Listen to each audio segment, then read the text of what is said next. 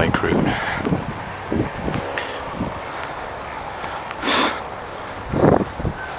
I haven't stepped on here ever since high school. The only time we use this is for cross country, which I was in for about 2 years. My sophomore year, my junior year.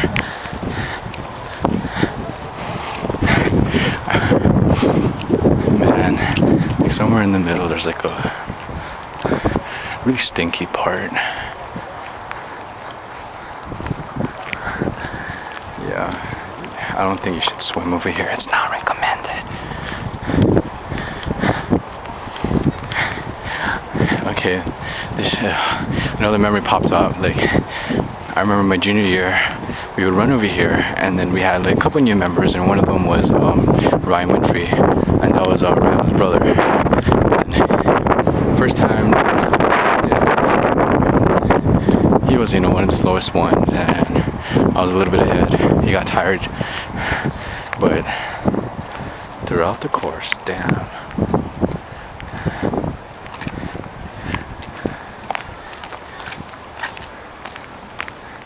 He became faster than me, almost to the point of almost Matthew Moran status. But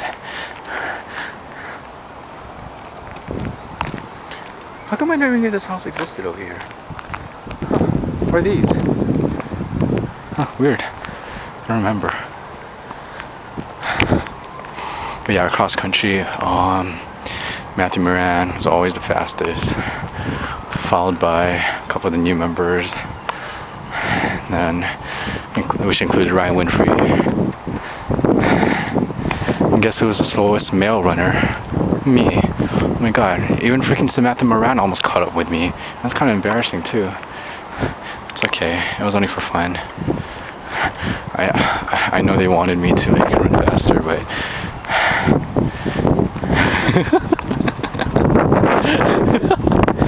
oh, I miss them.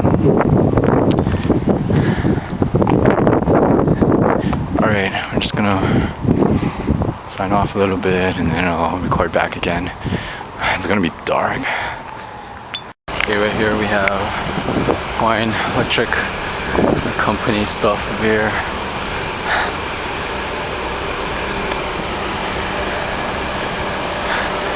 I just watched Transformers 2, so I keep thinking some kind of it's really reminiscent to some kind of that first beginning scene where this, or I guess a machine of some sort, turned into this big ass monster.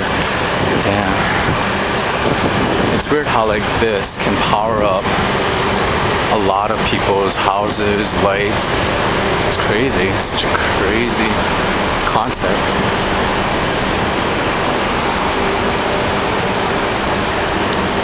Gotta be uber smart too. Of course, definitely they're releasing pollution up there, if you can see, but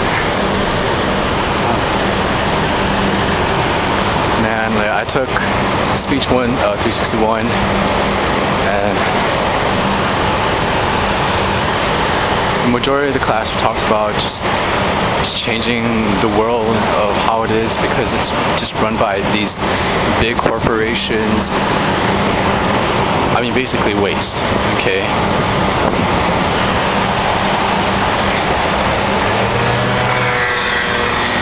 Holy crap. Like, when we buy most of our products, it's packaged because it needs to be shipped and, it needs to be properly taken care of, especially when it comes to food. But when we eat that candy, or when we drink those drinks, where are the bottles going to end up, or where are those wrappers going to end up? It's going to end up in the trash.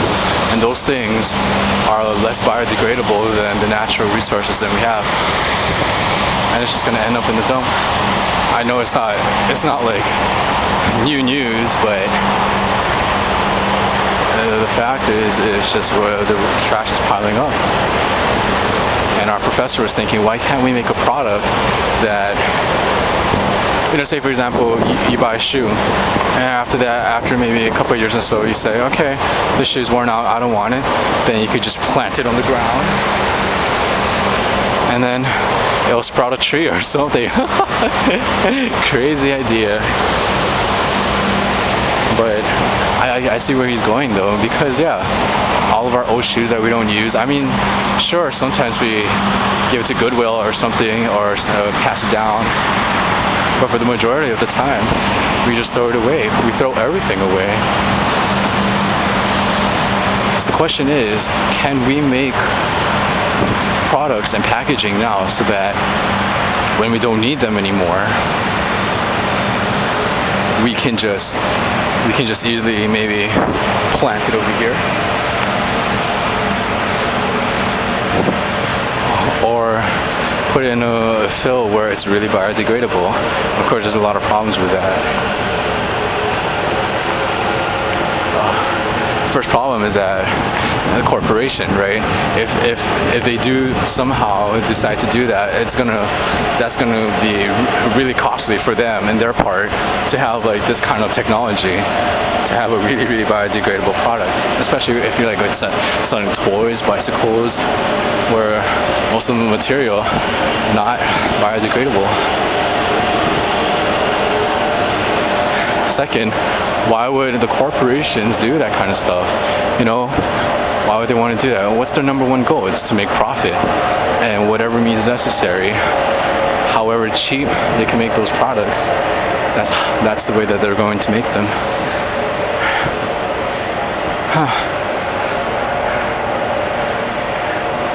I mean, like I said, it's not like new news, but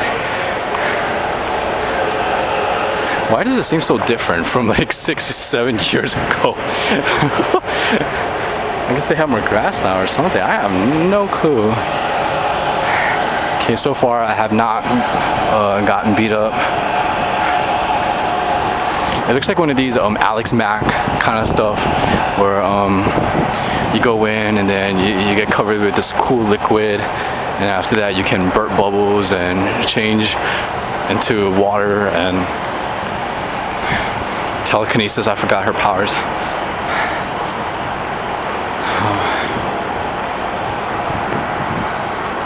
So I'm still on this bike route.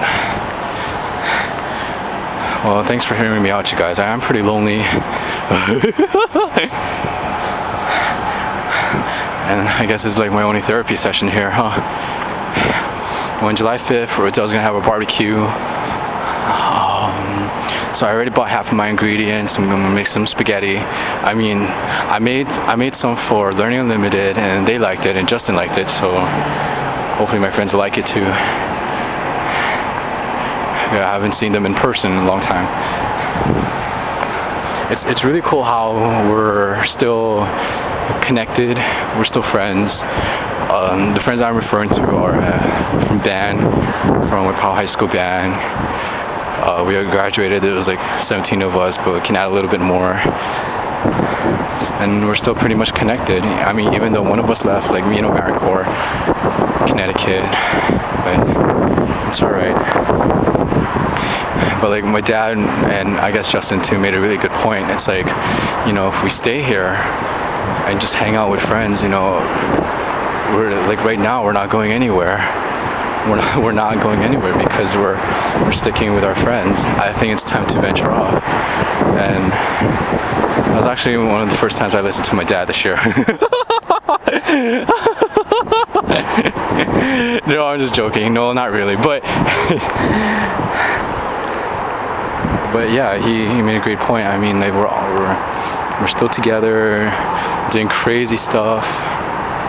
And oh, cool! They make taro here. Did not know that. So maybe I should move out by the end of this year, or take on a new direction. I think some of you guys know what it is. Okay, it's been 7 minutes of blabbing, so I will record when I get to a cool place, alright? Okay, see you guys.